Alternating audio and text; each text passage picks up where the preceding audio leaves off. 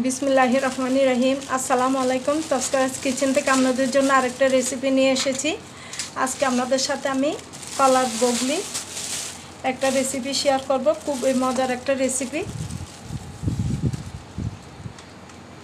এই তো কলার বগলি দেখতে কীরকম আপনারা সবাই চিনেন, একটু নতুনদের জন্য দেখিয়ে দিচ্ছি। খুবই মজার একটা রেসিপি হয়। এখন কোনো আর পার্ট নেই, আমি এইটাকে 2 পিস করে নিচ্ছি।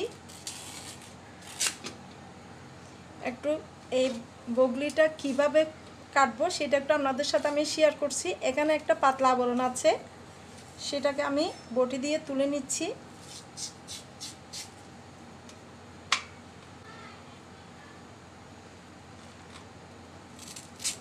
মাথার অংশ দিয়ে একটু একটু লালচে আছে, ওইটা আমি কেটে ফেলে দিচ্ছি।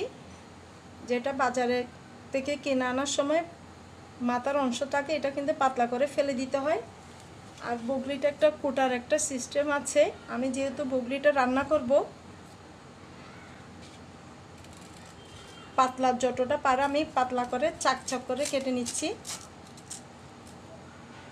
এভাবে কাটার পরে এরকম করে হাত দিয়ে আঁশগুলো নিয়ে নিতে হবে প্রতিটা পিচের থেকে। আবার পাতলা যতটা পারে পাতলা করে ধরলে কিন্তু সুন্দর হয়। এই যে আঁশ আছে, আঁশগুলোকে আঙ্গুল দিয়ে এভাবে করে পেঁচিয়ে নিয়ে নিতে হয়। কিন্তু আবার আঁশ আমি এখান থেকে শুরু করে এভাবে করে প্রতিটা চাকের সাথে আঙ্গুলের সাথে আঁশটাকে ঘুরিয়ে পেঁচিয়ে নিয়ে নিতে হবে। অনেকে কিন্তু বগলিটা কাটতে জানে না, সেজন্য আমি আঙ্গুল থেকে এগুলো ইজি ছাড়িয়ে নেওয়া যায়। এই যে এবার পাতলা অংশ এগুলাকে আমি এভাবে বাজ করে যতটা পারি চিকন করে করে কেটে নিব। তারপর পানির মধ্যে ভিজিয়ে রাখবো। এটা আমি একটা বাটিতে পানি নিয়েছি, পানির মধ্যে দিয়ে দিলাম। যতক্ষণ কাটা শেষ হবে না ততক্ষণ কেটে কেটে আমি চিকন করে করে এই পানির মধ্যে ভিজিয়ে রাখবো। এইটা এবার আমি কলার বগলিটা রান্না করে নিব। একদম চিকন করে করে কেটে পানি দিয়ে ভিজিয়ে রেখেছি, ধুয়ে নিলাম, ধুয়ে আবার পানি দিয়ে ভিজিয়ে রাখলাম। আমি আলাদা করে বাগা দেব না, একসাথে রান্না করে নিব, সেজন্য আমি তেল দিয়ে দিচ্ছি পরিমাণ মতো। 2টা গোটা শুকনো মরিচ একটু ভেজে নিব।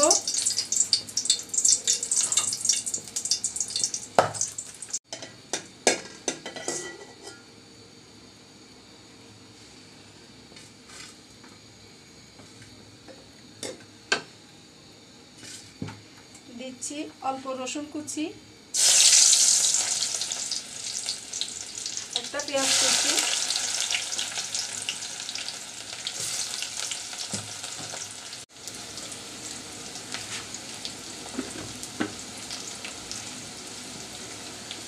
পরিমাণ মতো লবণ দিয়ে দিচ্ছি।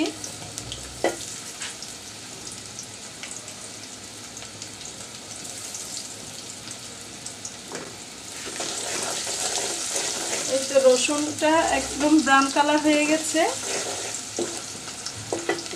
এ পর্যায়ে দিয়ে দিব আমি মসুর ডাল। এখানে আমি 2 মুঠ মসুর ডালকে ধুয়ে ভিজিয়ে রেখেছিলাম, ডবল হয়ে গেছে। এতটুকু পরিমাণ দিচ্ছি, পরিমাণটা আপনারা যা যা পছন্দ মতো দিবেন।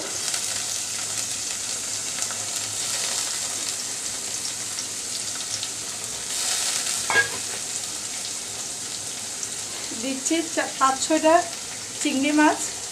চিংড়ি মাছ আর মসুর ডাল দিয়ে রান্না করলে বগলিটা কিন্তু খুবই মজা হয়।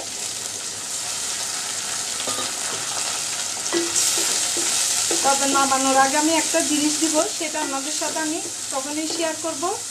ওইটা না দিলে কিন্তু কলা বগলিটা কিন্তু দেখতে সুন্দর হয় না, খেতেও ভালো লাগবে না।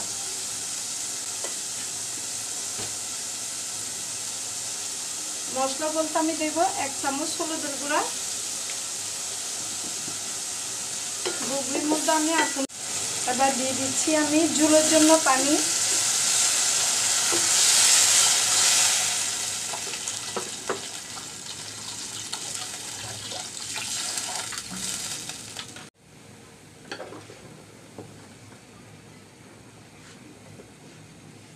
এই তো আমার ডালটা ফুটে এসেছে।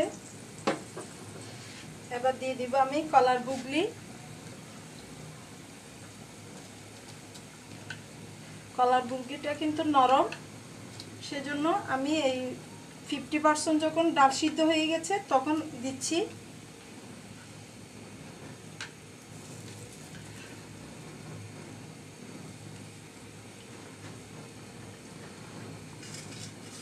দিচ্ছি 2টা গোটা বোম্বাই মরিচ। এই বোম্বাই মরিচটা দিতে হবে কোনো কথা নাই, এটা এখন সিজন চলতেছে, আমার থেকে ভীষণ লোভ লাগে, সেজন্য আমি কিনি। আর যেগুলোর মধ্যে দেওয়া যায় ওখানে আমি দিয়ে খাচ্ছি, সেজন্য দিলাম। এমন না যে কলার বুগলির জন্য বোম্বাই মরিচ লাগবে, এরকম কোনো কথা নেই। আপনারা মনে করবেন না, যারা নতুন ওরা মনে করবেন না যে।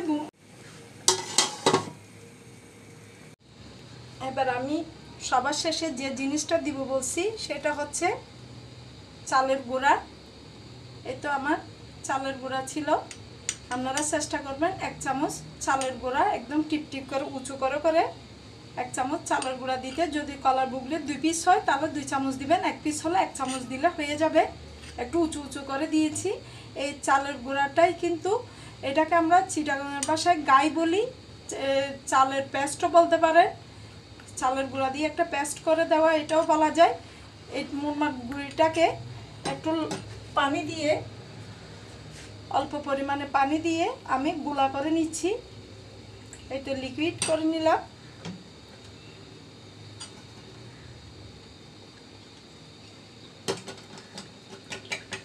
ভালো করে কিন্তু একটু মিশিয়ে নিতে হবে, দলা পেকে থাকে।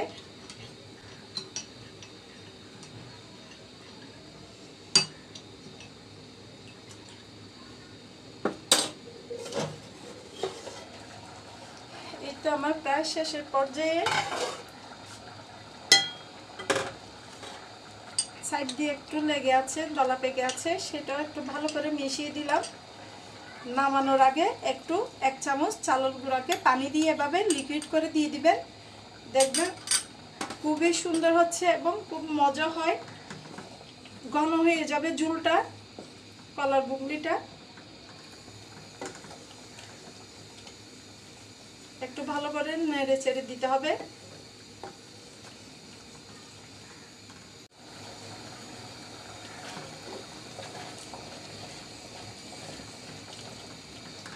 একদম ঘন হয়ে যাবে।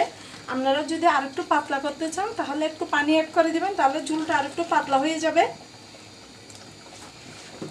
এবার আমি অল্প ধনিয়া পাতা আর শুকনো মরিচ 2টা দিয়ে নামিয়ে নিচ্ছি।